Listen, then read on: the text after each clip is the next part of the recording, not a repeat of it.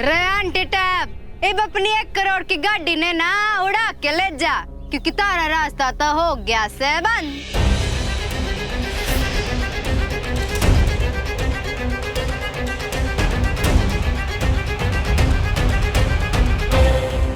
रे aunty tap तू तो सर से पैर तक मिट्टी में लिपट ली। ठीक से रे मिट्टी तो माँ होवे माँ, इसलिए मैंने सोचा कि तेने माँ के गले लगाने का मजा दिला दूं। पुतरी लग रही से।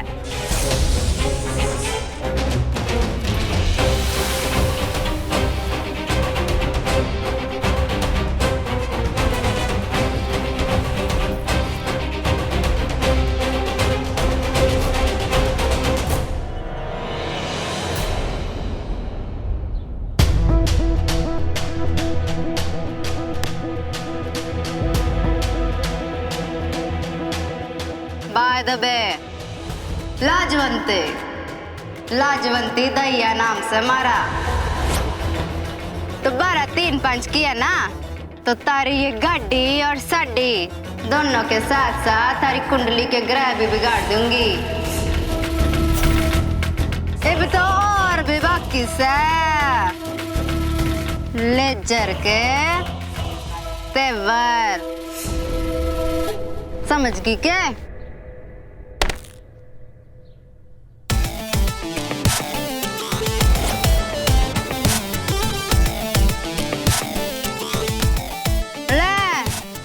कर ले अपना, तारी जिंदगी में ना अब लाजवंती आ गई से।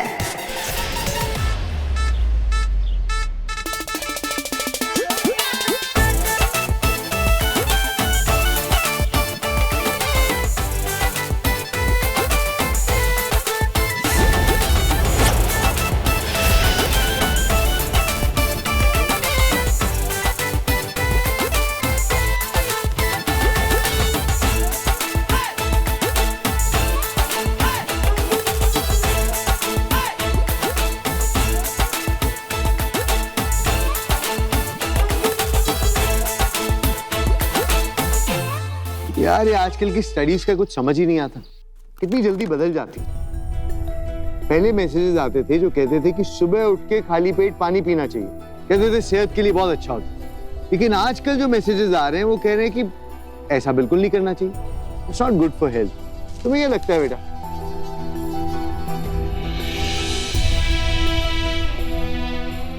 सुयश बाबा पराठा खा लीजिए, ठंडा हो रहा है।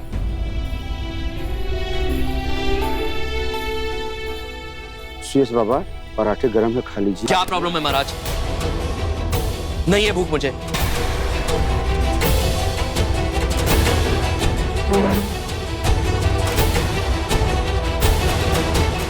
महाराज जी आप सुयश की बात का बुरा मत मानिए।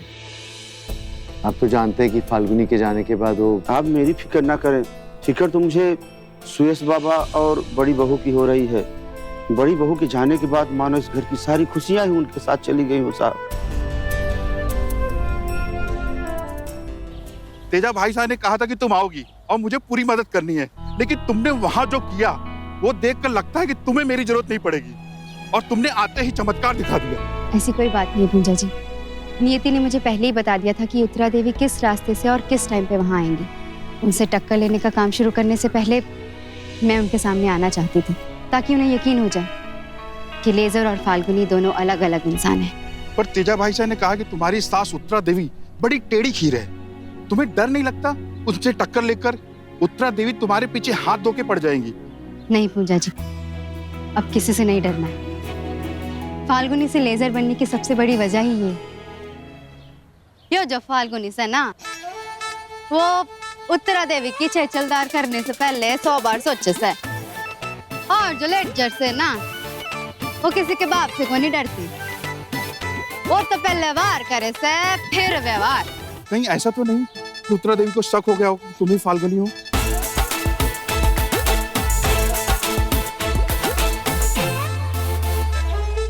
मैं उस गवार लड़की को छोड़ूंगी नहीं। मुझ पर मिट्टी डालने की हिम्मत कैसे हुई उसकी? पर मैडम जी, आपको ऐसा ना लगा कि वो फाल्गुनी है? मतलब उसकी शक्ल एकदम फाल्गुनी से मिल रही थी। हाँ दिख रही थी, तो बार बार फाल्गुनी का नाम लेके मेरा दिमाग गर्म मत करो सोम। मैडम जी अब देखिए, अब उसकी शक्ल फाल्गुनी से मिल रही है, इसलिए तो मैंने फाल्गुनी का नाम लिया। अगर ना मिलती होती तो ना नाम लेता।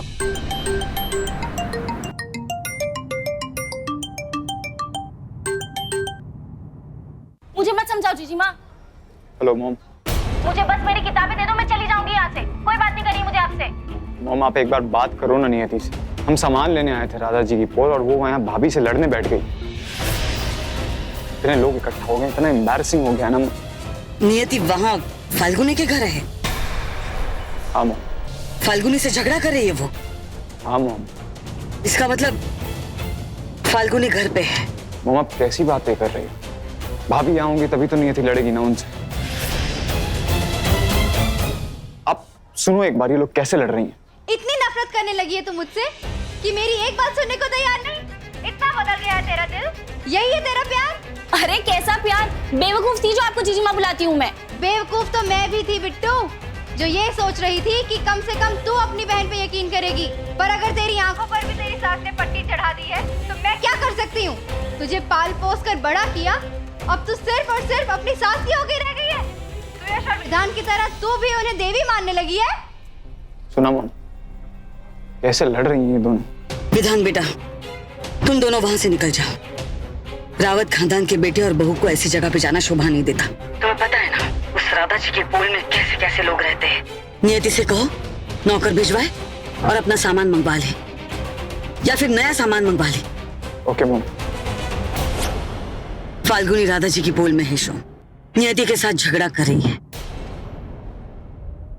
नहीं, झगड़ा नहीं कर रही, नियति के सामने अपना दुखड़ा रो रही है। मैडम जी मतलब ये कोई और है? मैडम जी लेकिन ये अजीब बात ना है कि आपकी जो नई दुश्मन है उसकी शक्ल भी आपके पुरानी दुश्मन फाल्गुनी से मिलती है। शोम मैडम जी वो आपके कान के नीचे मिट्टी लगी है तो। ठीक है तो फिर आज से तेरा मेरा रिश्ता खत्म।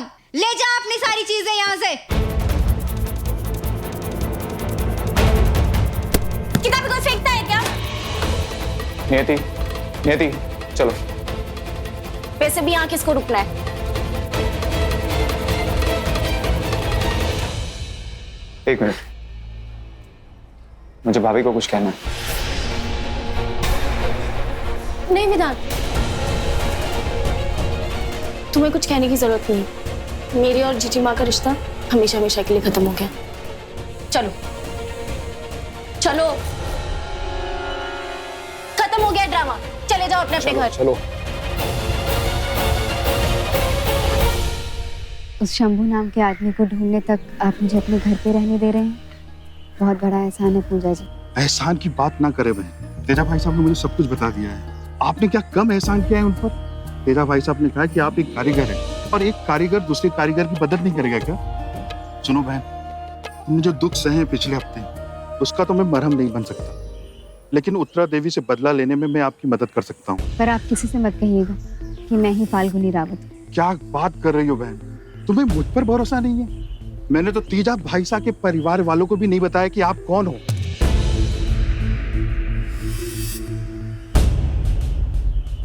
अब चौपाल आ गई है, अब लेजर बन जाओ। ये हरिया, बिरजू, माधव सबके सब इधर आओ। आ जाओ, इनसे मिलो। लाजवंती दहिया हमारे स्वर्गवासी कारीगर मित्र जसवंत दहिया की बेटी है। आज ये हरियाणा से आई है। इन्हें भारतीय खेल प्राधिकरण में नौकरी मिली है और इनका कोई परिवार वाला नहीं है। बार बार जयपुर आना जाना होगा, तो तेजा भाई ने सोचा है कि इन्हें अपने पास ही रख लो। तेजा जी ने सोचा है तो कुछ अच्छा ही सोचा होगा। आपका स्वागत है लाजवंती। मारा इतना लंबा नाम ना लो, मैंने सब प्यार से लेजर बोले हैं। लेजर? रोशनी वाला लेजर? सही बात, सही कह रहे सो, क्योंकि मारी चमक के आगे सब फीके से। एक मिनट,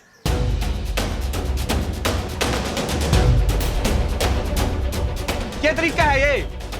क्या सोचा आपने? अंबुआ गांव की चौपाल में आओगे और हम आपका स्वागत करेंगे? आपका सारा कच्चा चिट्ठा खुला पड़ा है यहाँ।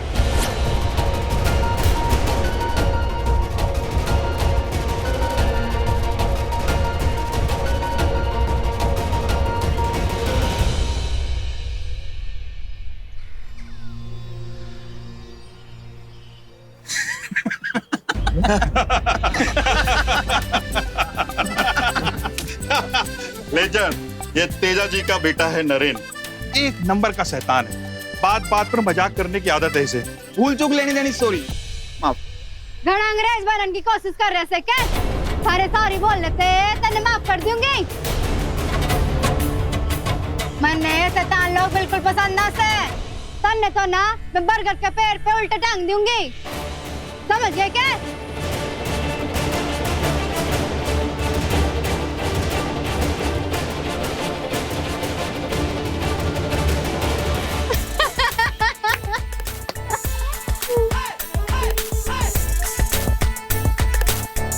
क्या होया?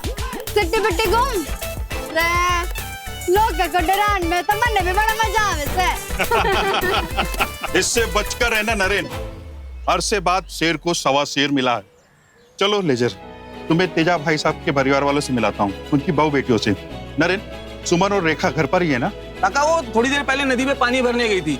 आप दोनों अंदर बैठिए, मैं उनको देख के आता हूँ। आइए। 2 टके की लड़की शोम, क्या नाम बताया उसका? कौन सी लड़की मैडम जी? शोम। मैडम जी सुख शांति, बड़ी क्रांति, लाजवंती, अपने आप में लेजर भी बुलाए। ला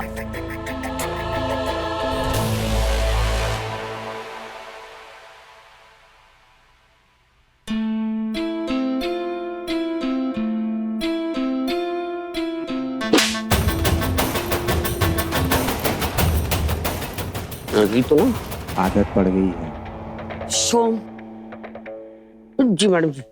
मुझे उस लड़की के बारे में सब कुछ जानना है। जरूर आसपास के गांव की होगी। पता लगाओ वो कौन थी लड़की। उसने मुझ पर फेंक डाली है ना, अब उस पर अंगारे बरसाऊंगी मैं। मुझे उस लड़की के बारे में सब कुछ जानना है। पता नहीं क्यों मन ने ये बात बड़ी सुनी सुनी देखी देखी सी लगी। क्या बात कर रहे सोम भैया? अरे भाई मैडम जी मनने से इस लड़की के बारे में पता लगा।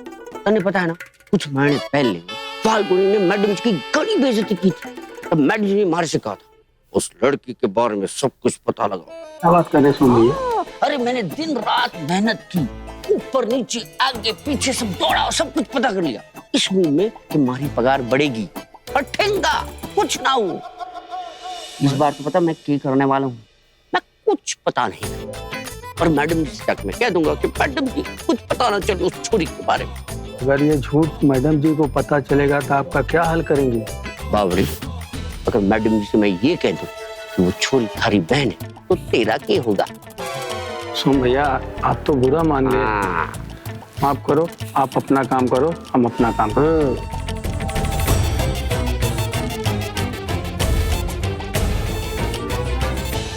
मैडम जी मैंने बहुत पता लगाया उस छोरी के बारे में, आगे पीछे ऊपर नीचे, लेकिन कुछ पता ना चले। सॉरी।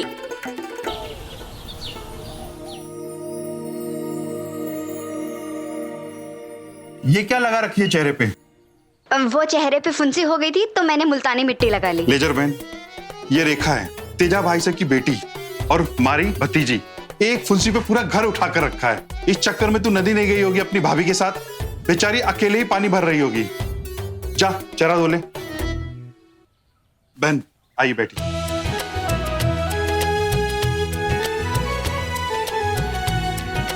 तेजा भाई साहब कहते हैं कि इस लड़की को मैंने बिगाड़ा है। मैंने तो कभी शादी नहीं की, पर रेखा तो मेरे लिए मेरी बिटिया जैसी है। जन्म लेते ही मां गुजर गई। तभी मैंने तेजा भाई से कहा कि इस लड़की को ज्यादा ना डांटे। मुझे लगता है कि बिन मां की बेटी को ज्यादा डांटना नहीं चाहिए।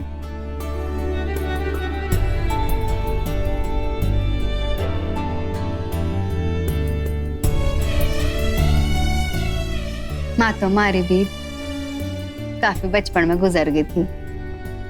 के बेरा थारी माँ और मारी माँ ऊपर स्वर्ग में दोस्त बन गई हो, यो भली रहेगी। एक माँ को बोलेंगे तो दो दो दुआएं वापस आवेंगी। आप बातें बहुत अच्छी करते हैं। रह मैं तो बातें भी अच्छी करूँ सू और ढेर सारी करूँ सू। अरे बातें ही करते रहोगी, अभी हमारे साथ ही रहने वाली हैं। जाओ जाकर भाभी की मदद करो। जी।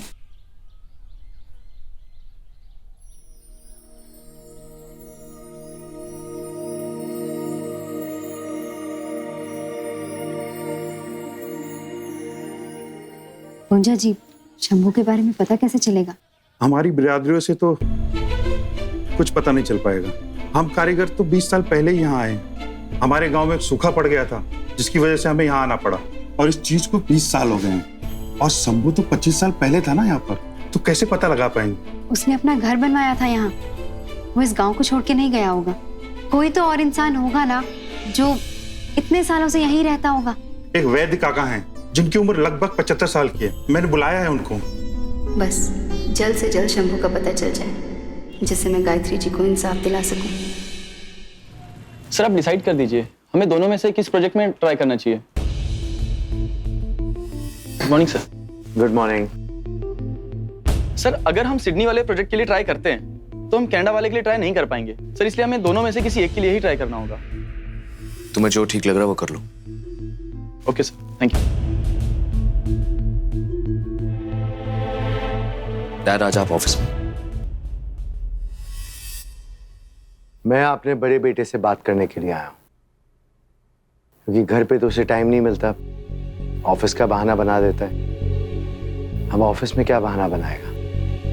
डैड मेरे पास कहने के लिए कुछ नहीं है। सुयश, लेकिन मेरे पास कहने के लिए बहुत कुछ है सुयश। अगर मैं देख सकता हूँ कि तुम्हारा मन आजकल कहीं पे भी नहीं लग रहा, मैं घर पे नया ऑफिस में जिसे तुम इतना प्यार करते हो।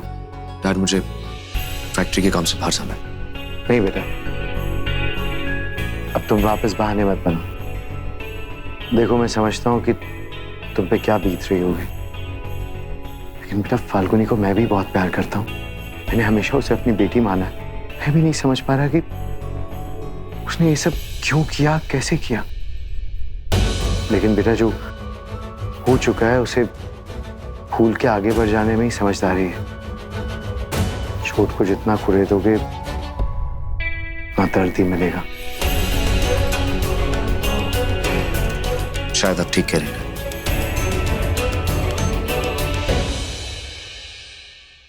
कोई है घर पे? अरे वैद काका, आइए बैठी बैठी बैठी। कैसे बेटी? वैद काका, ये हमारे स्वर्गवासी मित्र जसवंत की बिटिया लाल। जर बोलने से मन नहीं। इनका कहना है कि जसवंत ने 25 साल पहले किसी आदमी को पैसा दिया था और उन्होंने अभी तक लौटाया नहीं। आप किसी शंभू नाम के आदमी को जानते हैं? शंभू? लंगड़ा था, लंगड़ा। अरे हाँ, शंभू याद तो है। वो बरगद के पेड़ के परली तरफ तो रहता है। रेखा, अरे लो, ये आ गया शंभू। आ गया तू? कब से ये लोग तेरे बारे में पूछ रहे हैं? बेटा नरेन, वैद काका को सही सलामत घर पहुंचा दो। बेवजह मेरी वजह से तकलीफ हो गई। जाइए वैद काका। वो तो ठीक है काका, लेकिन आपने वैद काका को क्यों बुलाया? मेरे पेट में मरोड़ था, वैद जी को देखा, ठीक हो गया। जाइए।